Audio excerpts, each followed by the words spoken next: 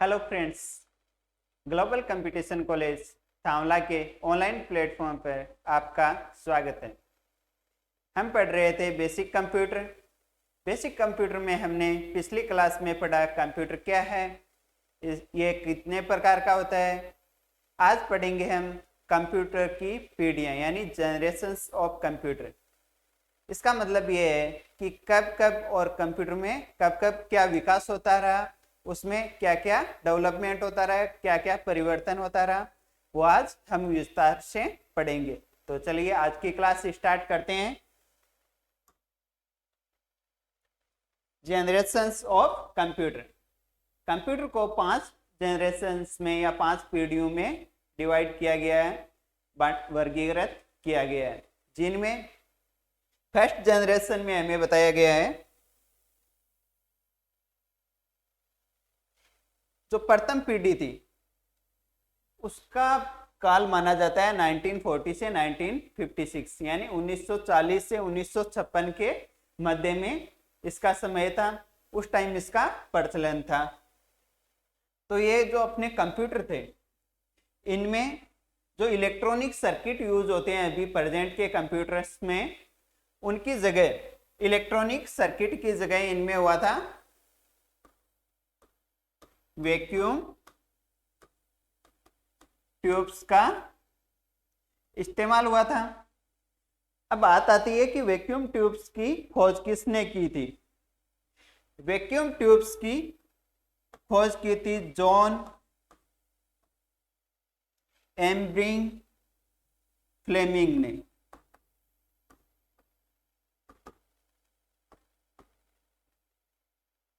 John एम्ब्रिंग Fleming ने vacuum tube की खोज की थी।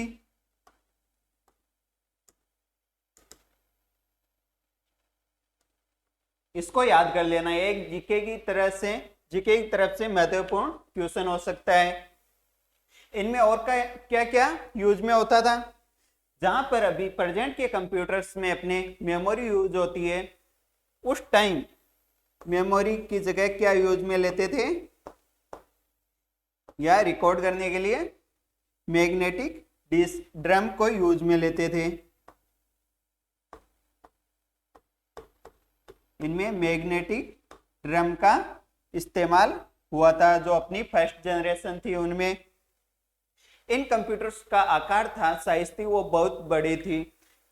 लगभग ये देख लो एक अपने 40 बाई 30 का रूम हो उस आकार के ये कंप्यूटर थे। इनका जो इंस्टॉलेशन था वो बहुत ही महंगा था क्योंकि ये बहुत बड़ा था। और इसके बारे में देखें तो ये अपना कंप्यूटर था वो बहुत ही बड़ा आकार था, और बहुत ही बड़ा आकार है, ज्यादा पार्ट्स इस्तेमाल हो रहे हैं तो क्या होगा, एनर्जी की या ऊर्जा की आवश्यकता ज्यादा होगी। और ज्यादा ऊर्जा की आवश्यकता होगी तो क्या होगा, हीट भी ज्यादा जनरेट होगी, हीट भी ज्यादा होगी। और कंप्यूटर पार्ट्स क्या होते थे उस जनरेशन में, जल्दी गर्म हो जाते थे। अब इनको ठंडा करने के लिए कूलिंग सिस्टम लगाया जाता था। इनका आकार था वो बहुत बड़ा था।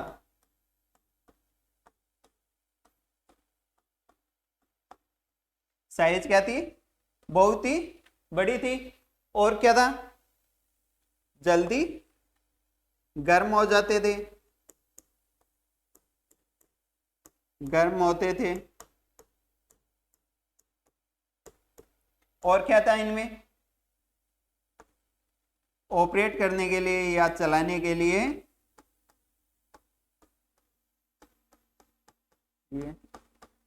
ज्यादा ऊर्जा की आवश्यकता होती थी।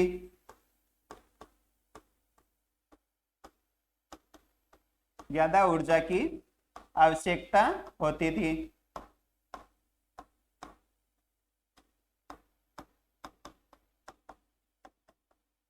जैसा कि हम जानते हैं कि जो एनर्जी होती है, ऊर्जा होती है, उसको ना तो हम बना सकते हैं और ना ही डिस्ट्रॉय कर सकते हैं।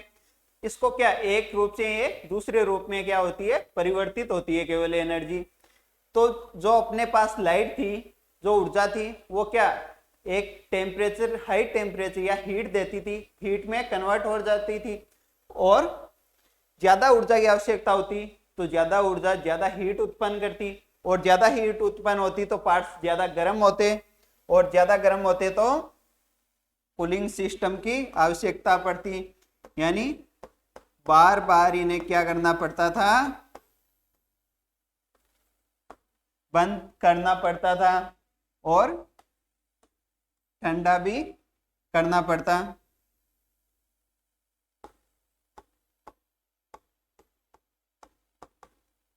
या बोले तो कूलिंग सिस्टम की आवश्यकता होती, कूलिंग सिस्टम की आवश्यकता होती थी।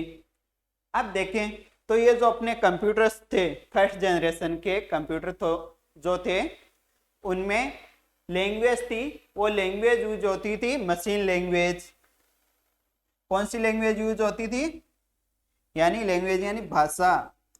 कौन सी भाषा यूज होती थी इनमें, मशीन लैंग्वेज या मशीनी भाषा।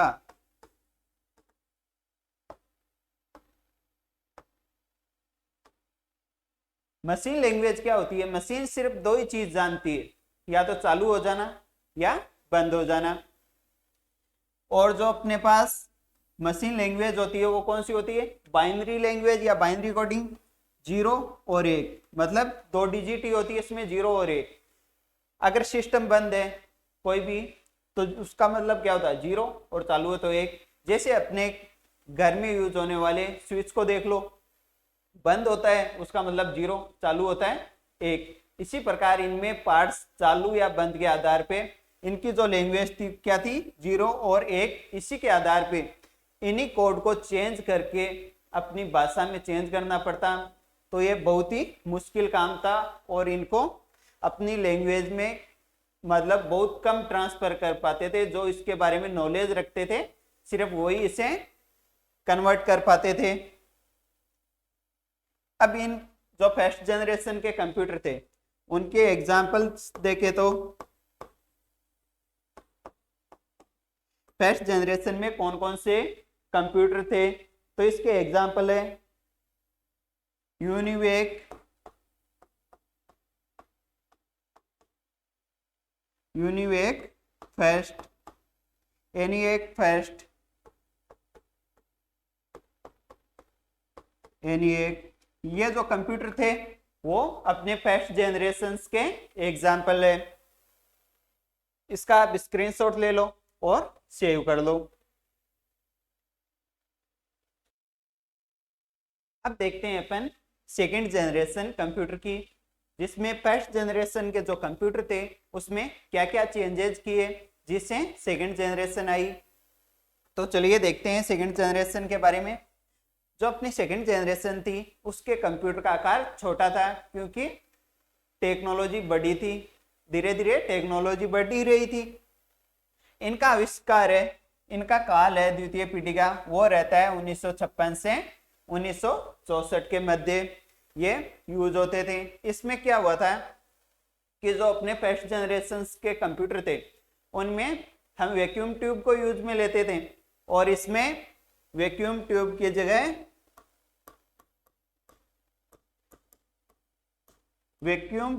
जगह क्या यूज में लिया गया था, ट्रांजिस्टर।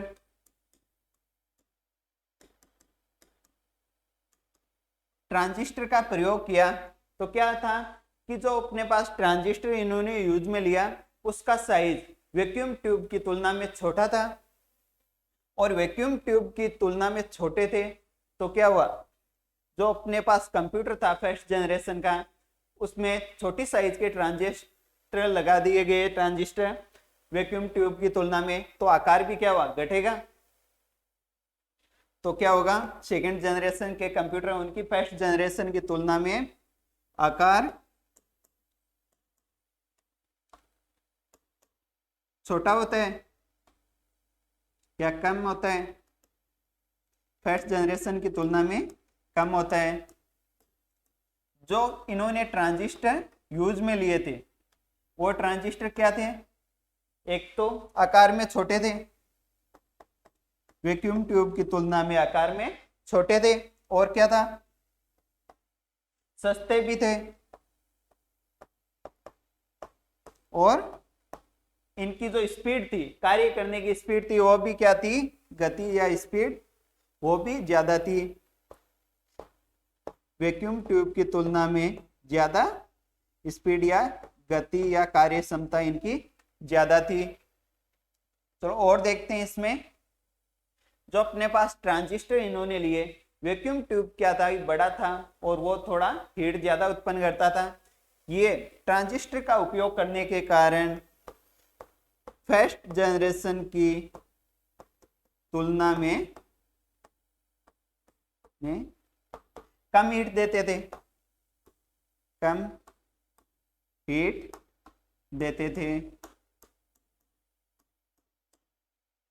इनमें क्या हुआ था कि इन जो अपने कंप्यूटर थे इनमें असेंबली भाषा का यूज होने लग गया था, जो निम्न स्तर की असेंबली भाषा थी उसका यूज हुआ था।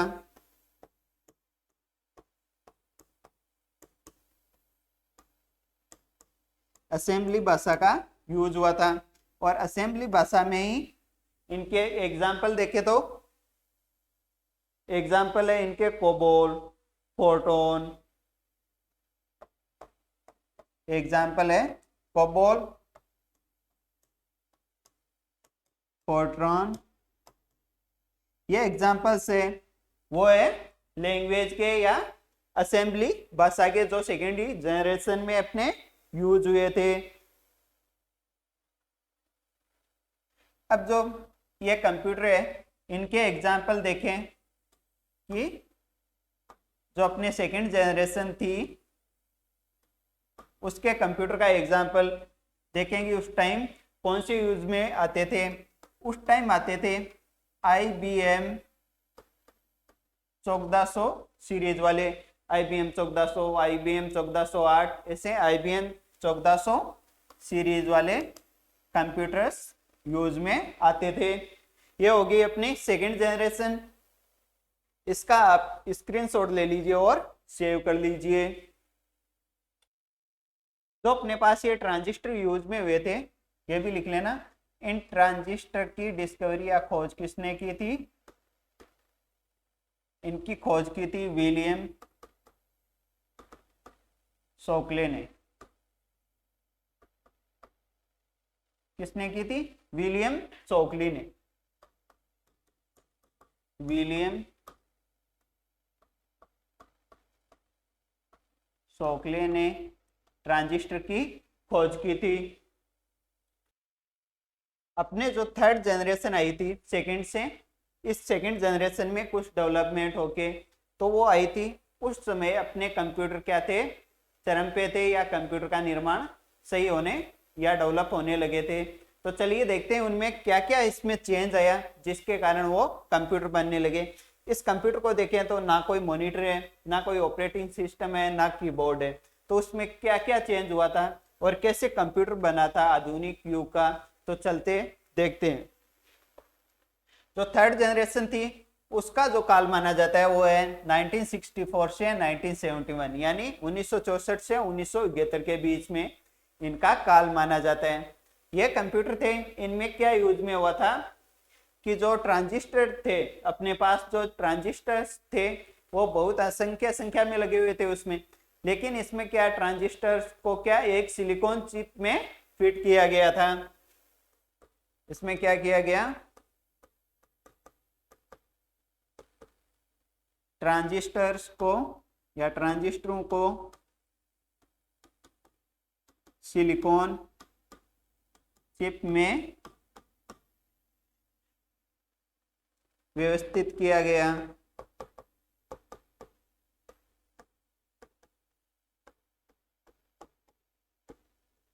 ये जो अपने जनरेशन आई थी इसमें पहली बार किसका इस्तेमाल हुआ था, पहली बार आईसी का इस्तेमाल हुआ था। आईसी की फुल फॉर्म क्या होती है, इंटीग्रेटेड सर्किट। आईसी की फुल फॉर्म होती है इंटीग्रेटेड सर्किट, बहुत ही इंपॉर्टेंट है, याद कर लेना। अब बात आती है आईसी की खोज किसने की थी, खोज किसने की थी। इसकी खोज की थी जैक किल्बी ने, किसने की? जैक किल्बी, जैक किल्बी द्वारा या किल्बाई द्वारा इसकी खोज की गई थी। जब इसमें ट्रांजिस्टर थे उनको सिलिकॉन चिप में फिट किया गया तो इनका आकार क्या हुआ? आकार घटा या आकार छोटा हुआ?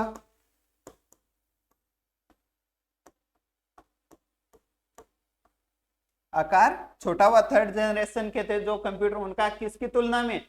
फर्स्ट और सेकंड की तुलना में। और क्या हुआ था इसमें चेंजेस? तो चलिए देखते हैं। ये थे जो अपने सिलिकॉन चिप का यूज होने के कारण क्या हुए, और भी अधिक क्या हो गए, फास्टर हो गए, या प्रोसेसिंग थी इनकी वो और अधिक फास्ट हो गई।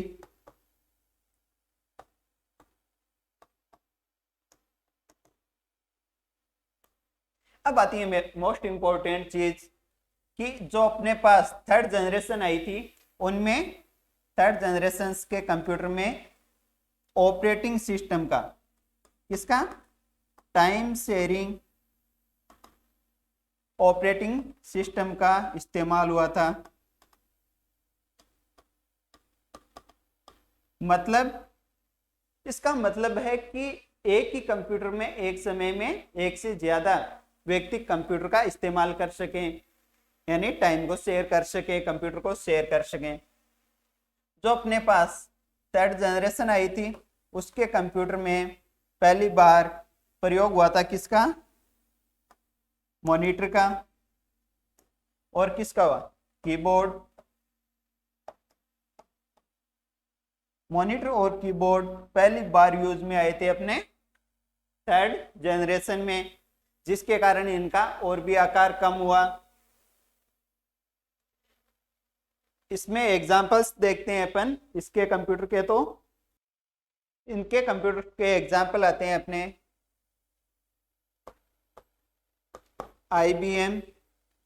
उस टाइम IBM कंपनी थी, वो कंप्यूटर्स मेकिंग के लिए बहुत ही जानी जाती थी, क्योंकि जितने भी डेवलपमेंट हो रहे थे उस टाइम कंप्यूटर में, जो भी विकास हो रहे थे, लगभग IBM की देन है।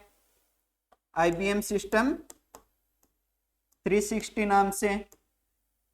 फिर एक कंपनी और थी जिसने बनाए थे PDP-8, PDP-11।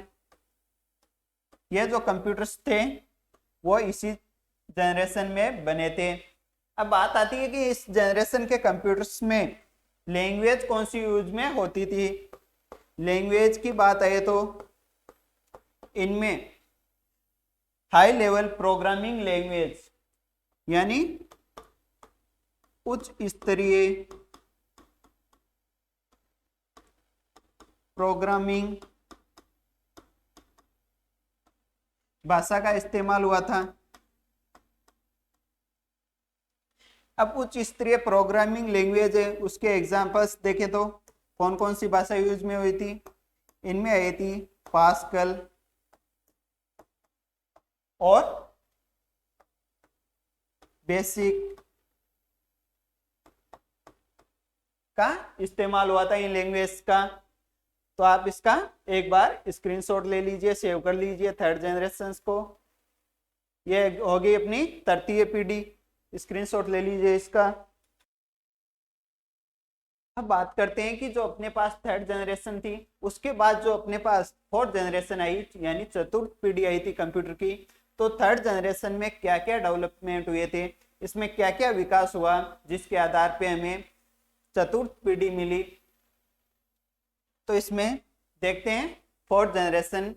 जो चतुर्थ पीढ़ी थी उसका टाइम काल माना जाता है 1971 से 1985। कुछ लोग मानते हैं 1981 तक, कुछ मानते हैं 1988 तक।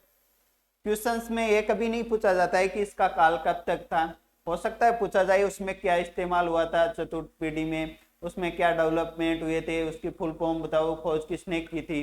ठीक है, तो चलिए देखते हैं इसके बारे में। जो अपने पास थर्ड जनरेशन के कंप्यूटर थे उनमें क्या इस्तेमाल हुआ था, उसमें हुआ था अपने पास ट्रांजिस्टर्स, या क्या हुआ था, आईसी। उस आईसी के अंदर क्या था, बहुत सारे ट्रांजिस्टर थे। अब जो अपने पास चतुर्थ पीढ़ी आई उसमें क्या हुआ कि थर्ड में तो अपन ने क्या किया था, जो ट्रांजिस्टर थे उनको सिलिकॉन चिप में डाल दिया था या आईसी में डाल दिया था, इंटीग्रेटेड सर्किट में। लेकिन अपने जो आईसी थी उसको चेंज किसने कर दिया था, उस आईसी को चेंज कर दिया था माइक्रो प्रोसेसर ने। इसमें माइक्रो प्रोसेसर का इस्तेमाल हुआ।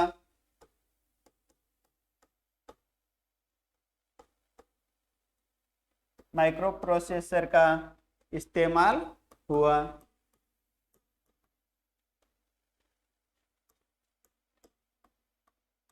माइक्रो प्रोसेसर के अंदर क्या किया गया कि जो अपने पास आईसी थी उन खूब सारे इंटीग्रेटेड सर्किट को माइक्रो प्रोसेसर के अंदर फिट कर दिया गया।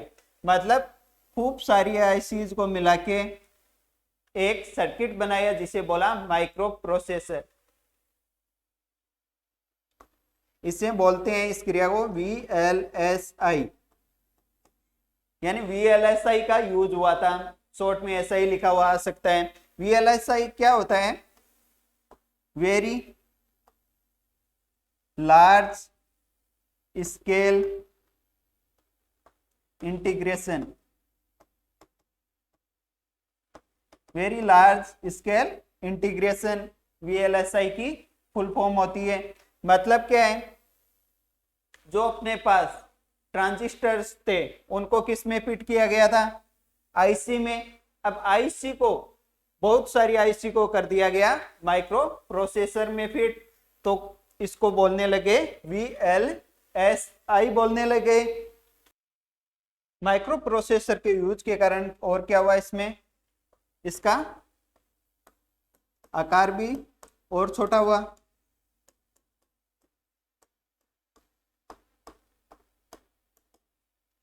और क्या हुआ, आधुनिक युग के में कंप्यूटर मिलते गए। इनमें और देखा जाए तो लैंग्वेज कौन सी यूज में हुई थी, इनमें हुई थी very high level programming language use में हुई थी। एग्जाम्पल देखें तो इसके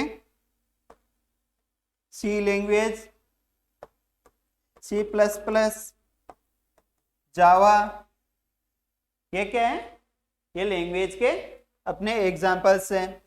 अब देखा जाए तो अपने फोर्थ जनरेशन थी उनके कंप्यूटर्स के एग्जाम्पल देखें तो उनमें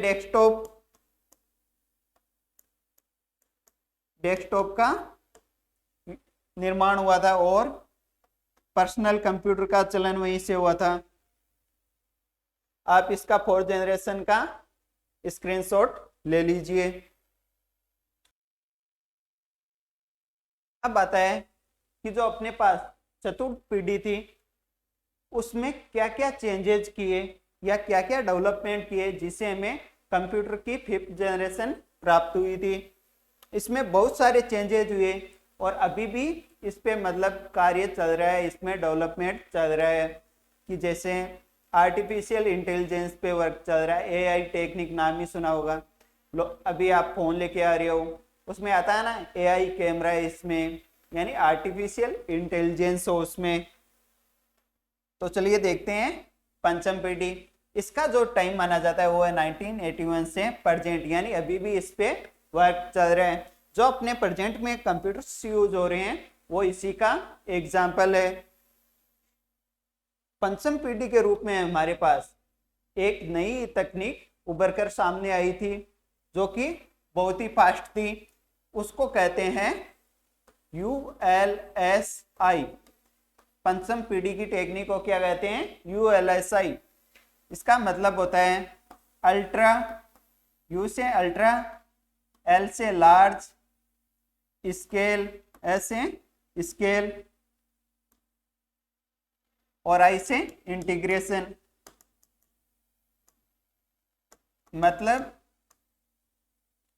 मतलब यही है कि जो अपने पास माइक्रो प्रोसेसर था उसमें भी बहुत ज्यादा डेवलपमेंट किया गया और एक माइक्रो प्रोसेसर में एक माइक्रो प्रोसेसर में लगभग 10 लाख इंटीग्रेटेड सर्किट को फिट किया गया, जिससे इनका आकार भी छोटा हुआ, प्रोसेसिंग भी बहुत फास्ट हुई और ये आधुनिक युग के कंप्यूटर बन गए।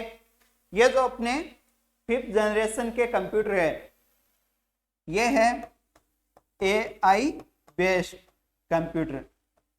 AI मतलब आर्टिफिशियल इंटेलिजेंस। जैसे कि ह्यूमन में यानी मनुष्य में इंटेलिजेंस होती है, वो तो क्या होती है, नेचुरल होती है, भगवान की दी हुई होती है। साइंटिस्ट क्या कर रहे हैं कि एक वैसी इंटेलिजेंस बना रहे हैं जो मनुष्य की तरह सोचें, समझें और कार्य करें। तो उसको क्या कहा गया, आर्टिफिशियल यानी कृत्रिम रूप से बनाई गई इंटेलिजेंस यानी बुद्धि। तो ये जो टेक्निक उभर के आई है, ये मनुष्य के लिए फायदेमंद भी है और नुकसानदायक भी है। दोनों बेस पे ये देखें, इसका अध्ययन करें तो ये जो 5th जनरेशन ऑफ कंप्यूटर है अपनी, ये किस पे बेस है, आर्टिफिशियल इंटेलिजेंस के बेस पे। इसके एग्जाम्पल देखें तो पहला तो अपना पीसी है ही, जो अभी यूज में लेते हैं अपन एलसीडी के रूप में। जो माउस आते हैं, कीबोर्ड आते हैं, वो भी आजकल वायरलेस आ गए। सब कुछ टेक्नोलॉजी क्या बढ़ती जा रही है। और क्या हुआ, इसका एग्जाम्पल देखें तो एक रोबोट जो आर्टिफिशियल इंटेलिजेंस पे बेस है। ये रोबोट्स आपकी भाषा समझने में भी सक्षम होते हैं और भाषा समझ के जो अपन इनको बोलते हैं उस पे ये वर्क भी करने में सक्षम होते हैं। इसीलिए इसको क्या कहते हैं, आर्टिफिशियल इंटेलिजेंस या AI टेक्निक। ठीक है, ये जो रोबोट्स हैं वो अपने साथ चेस खेलने में भी सक्षम होते हैं, जो अधिक से अधिक चाल को समझ लेते हैं। अपन जैसे होटल में कहीं ऑर्डर दें तो ये ऑर्डर को पूर्ण कर सकते हैं, या जो अपने पास हॉस्पिटल्स हैं उनमें रोबोटिक जो ऑपरेशंस होते हैं वो करने में भी अभी उन पे भी डेवलपमेंट हो रहा है, इनके जारी है। अब देखते हैं कि इसका नुकसान बहुत ज्यादा हो सकता है। कहा जाता है कि एक ऐसी भी कहानी चल रही है कि किसी ने AI पे बेस्ड रोबोट्स का क्या किया था, डेवलपमेंट किया था। जो क्या थे, आपस में उन दो रोबोट्स को, जो AI बेस्ड रोबोट थे, उनको आमने सामने खड़ा कर दिया। और आमने सामने खड़ा करने के बाद वो दोनों क्या है, एक लैंग्वेज में बात कर रहे थे। उनके प्रोग्रामिंग में लैंग्वेज डाली गई थी जो अलग अलग देशों की, लगभग 150 लैंग्वेज डाली गई। वो स्टार्टिंग में एक लैंग्वेज में, इंग्लिश लैंग्वेज में बात कर रहे थे और बात करने में भी ये रोबोट थे वो सक्षम थे। कुछ समय गुजरा और इन्होंने अपनी खुद की लैंग्वेज बना ली इन दोनों ने, क्योंकि इनके पास क्या आ गई थी, आर्टिफिशियल इंटेलिजेंस आ गई थी। और इन्होंने एक अलग ही लैंग्वेज बना ली और उसमें कम्युनिकेशन करना स्टार्ट कर दिया। तो साइंटिस्ट सोच रहे हैं कि इससे अपनी मनुष्य जगत को खतरा है। हो सकता है कि एक तीसरी लैंग्वेज या ऐसी लैंग्वेज बना लें, उसमें बात करते रहे, खुद ही डेवलपमेंट कर ले और मनुष्य पे राज करने लग जाए। कुछ भी हो सकता है। उसके बेसिस पे इस पे एक बार काम रोक दिया गया था, ऐसा सुना जा रहा है, लेकिन ऐसा कुछ नहीं है। अभी भी इन पे डेवलपमेंट पे वर्क चल रहा है या काम चल रहा है। चलो तो अब हम अध्ययन करते हैं जो अपन ने 5 जनरेशंस पढ़ी, उनका कंपेरेटिव अध्ययन करते हैं, यानी उन पे कंपैरिजन करके देखते हैं। ये अपनी 5 generations, first generation, second generation, third generation, fourth और 5th जनरेशन, इनमें देखते हैं हम डिफरेंस। जैसे कि फर्स्ट देखें कि इनका काल क्या था। काल इनमें अलग अलग भी हो सकता है, सेम भी हो सकता है। फर्स्ट जनरेशन थी उसका काल आता है 1940 से 1956। जो दूसरी जनरेशन थी उसका काल आता है 1956 से 1964 तक। और थर्ड जनरेशन है 1964 से 1971 तक। और उसके बाद 1971 से 1981 या 1985 तक फोर्थ जनरेशन आती है। और 5th जनरेशन है वो 1981 से अभी तक जारी है। अब देखते हैं इनमें इंटरनल जो कंपाउंड था वो क्या क्या यूज हुआ था। जो फर्स्ट जनरेशन थी उनमें यूज में हुआ था वैक्यूम ट्यूब, जब सेकंड जनरेशन आई उसमें क्या हुआ, वैक्यूम ट्यूब की जगह ट्रांजिस्टर आ गए। और थर्ड जनरेशन आई, फिर क्या हुआ, जो अपने पास ट्रांजिस्टर थे उनको एक आईसी में फिट कर दिया गया, इंटीग्रेटेड सर्किट बना लिया गया। और फोर्थ जनरेशन में यह हुआ कि जो अपने पास आईसी थी उनको एक माइक्रो प्रोसेसर में सेट कर लिया गया और साइज क्या हुआ, और भी छोटा हुआ। और फिफ्थ जनरेशन में अपने पास एआई उभर के आई, आर्टिफिशियल इंटेलिजेंस उभर के आई, जिसमें अपन ने ultra large ULSI ultra large scale integration use में लिया था, जिसमें एक माइक्रो प्रोसेसर में लगभग 10 लाख आईसी यानी इंटीग्रेटेड सर्किट या उपकरणों का प्रयोग कर सकते हैं। अब इनके साइज की बात करें, वैक्यूम ट्यूब का इस्तेमाल हुआ था तो ये क्या, इनकी साइज बहुत ही ज्यादा बड़ी थी। फिर क्या हुआ, ट्रांजिस्टर आए तो थोड़ी छोटी हुई। फिर क्या हुआ, इंटीग्रेटेड सर्किट यानी आईसी का इस्तेमाल हुआ तो बहुत ज्यादा छोटी हो गई। माइक्रो प्रोसेसर आए तो क्या हुआ, माइक्रो कंप्यूटर का निर्माण हो गया। और माइक्रो कंप्यूटर हमने पिछली क्लास में पढ़ा है, अगर आपने नहीं पढ़ा तो आप टाइप्स ऑफ कंप्यूटर पढ़ सकते हैं, जिनमें अपन ने पढ़ा था माइक्रो कंप्यूटर कौन कौन से, लैपटॉप, डेस्कटॉप, पाम टॉप, ये सभी पढ़े थे। और जो अपने फिफ्थ जनरेशन है उनमें टीनी कंप्यूटर्स यानी बहुत ही छोटे स्मॉल, पाम टॉप हो गया, इन कंप्यूटर्स का डेवलपमेंट हुआ था। फिर आती है इनमें स्टोरेज डिवाइस यानी स्टोरेज करने के लिए, मेमोरी के लिए क्या क्या यूज में होता था। स्टार्टिंग में मैग्नेटिक टेप या मैग्नेटिक ड्रम का इस्तेमाल हुआ था। सेकंड जनरेशन में भी यही था और थर्ड में भी यही था। तीनों जनरेशन में मैग्नेटिक टेप या मैग्नेटिक ड्रम का इस्तेमाल हुआ था। फिर जो अपनी फोर्थ जनरेशन आई उसमें हार्ड डिस्क और फ्लॉपी डिस्क का इस्तेमाल होने लग गया था। उसके बाद फिफ्थ जनरेशन आई उसमें हार्ड डिस्क और फ्लॉपी के साथ साथ ऑप्टिकल स्टोरेज भी यूज में लेने लग गए थे। फिर आता है इनमें प्रोग्रामिंग लैंग्वेज कौन कौन सी यूज में होती है। प्रोग्रामिंग लैंग्वेज थी इनकी, स्टार्टिंग में तो मशीन लैंग्वेज थी, कोई प्रोग्रामिंग लैंग्वेज नहीं थी, जो कि बाइनरी कोडिंग 0 और 1 पे बेस्ड थी। उसके बाद आई थी अपनी कौन सी, असेंबली लैंग्वेज। और उसके बाद कौन सी आई थी, असेंबली लैंग्वेज के बाद आई थी अपने पास हाई लेवल प्रोग्रामिंग लैंग्वेज, और उसके एग्जांपल थे बेसिक और पास्कल। असेंबली लैंग्वेज के अपन के थे कोबोल और फोर्ट्रॉन, ये थे अपने असेंबली लैंग्वेज के एग्जांपल। फोर्थ जनरेशन में अपने पास आई थी very high level programming language, जिसमें C++, जो अभी अपने कंप्यूटर्स में यूज होती है वो लैंग्वेज। और जो अभी फिफ्थ जनरेशन में वर्क चल रहा है लैंग्वेज पे वो है नेचुरल लैंग्वेज, जो अपन बोलते हैं वो उस टाइप में SQL, प्रोलॉग, इस टाइप की लैंग्वेज पे कार्य चल रहा है। और जो इनमें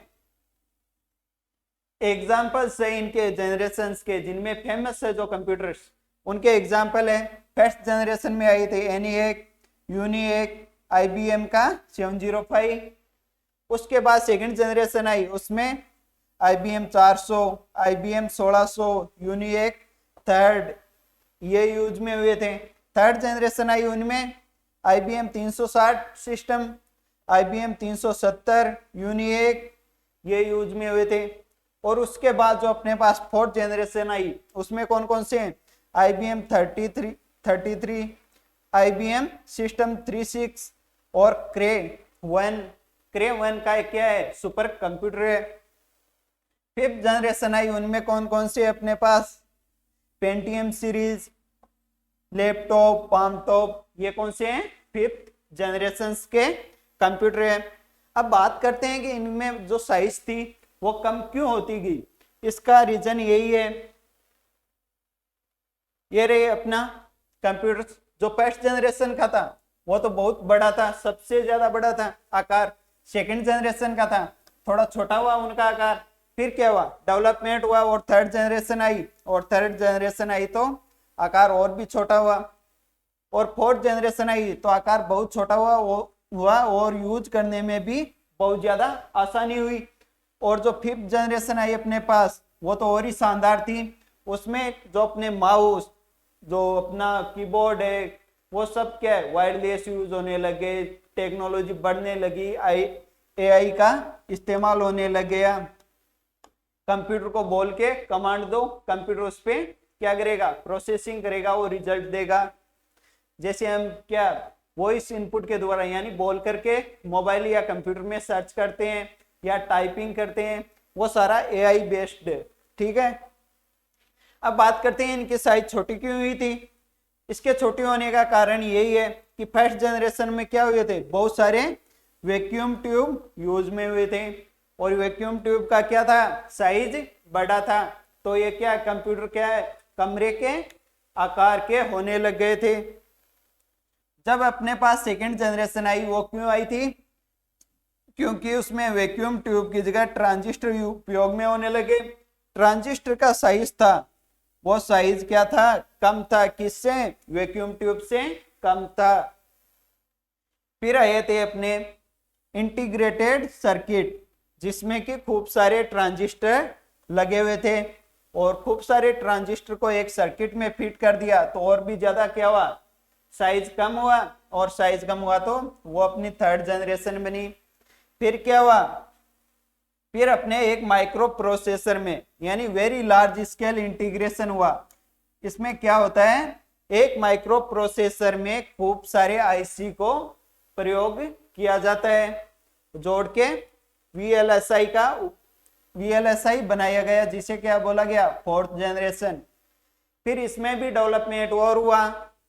जो अपने पास माइक्रो प्रोसेसर था उसमें और भी ज्यादा क्या आईसीज को फिट कर दिया गया। मतलब एक ही माइक्रो प्रोसेसर में लगभग 10 लाख आईसी को फिट किया गया, जिसके कारण क्या हुआ, साइज और भी बहुत ज्यादा छोटा हुआ, और उसको नाम दिया गया अल्ट्रा लार्ज स्केल इंटीग्रेशन। मतलब बहुत ही ज्यादा इनमें क्या हो रहा है, इंटीग्रेशन हो रहा है, जिसके कारण अपने पास फिफ्थ जनरेशन आई, और उसका आकार क्या सबसे छोटा होता है। यह होती है एआई बेस्ड टेक्नोलॉजी भी कहलाती है अपनी जो फिफ्थ जनरेशन है। तो दोस्तों यहाँ पे अपनी कंप्यूटर की क्लास पूर्ण होती है, जिसका चैप्टर जनरेशंस ऑफ कंप्यूटर है वो कंप्लीट होता है, फिफ्थ जनरेशन कंप्लीट होती है। आप चैनल से बने रहें और सब्सक्राइब करना न भूलें। धन्यवाद।